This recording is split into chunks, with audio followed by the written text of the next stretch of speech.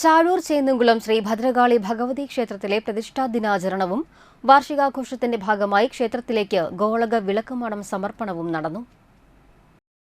വെള്ളിയാഴ്ച ഉച്ചയ്ക്ക് ചേർത്തല തൃച്ചാറ്റുകുളം ബാലകൃഷ്ണന്റെ നേതൃത്വത്തിൽ നാഗത്തിന് കളമെഴുത്തും സർപ്പം പാട്ടും നടന്നു. ശനിയാഴ്ച രാവിലെ നട തുറന്ന് എണ്ണ ആടി അഭിഷേകം, മലർനിവേദ്യം, ഗണപതി ഹോമം, കലശപൂജ, കലശാഭിഷേകം എന്നിവ നടന്നു.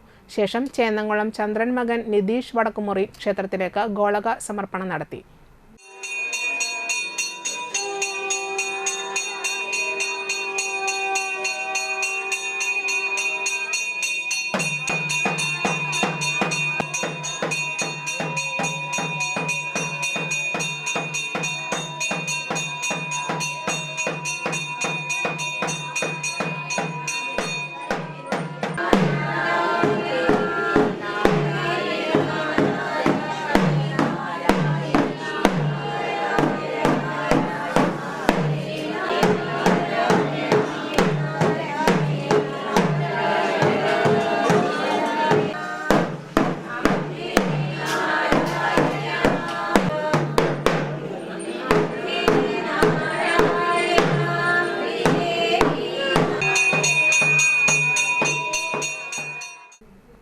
കൂടാതെ ക്ഷേത്രാംഗങ്ങളുടെ വിളക്കുമാടം സമർപ്പണവും നടന്നു. തുടർന്ന് ഉച്ചപൂജ, പ്രസന്നപൂജ, ഉപദേവന്മാർക്ക് പൂജ എന്നിവ ഉണ്ടായി.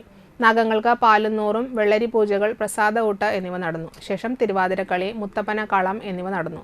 ക്ഷേത്രം തന്ത്രി പഴങ്ങാപറമ്പ് ശ്രീ രംഗനാരായണൻ ചടങ്ങുകൾക്ക് മുഖ്യ കാർമ്മികത്വം വഹിച്ചു.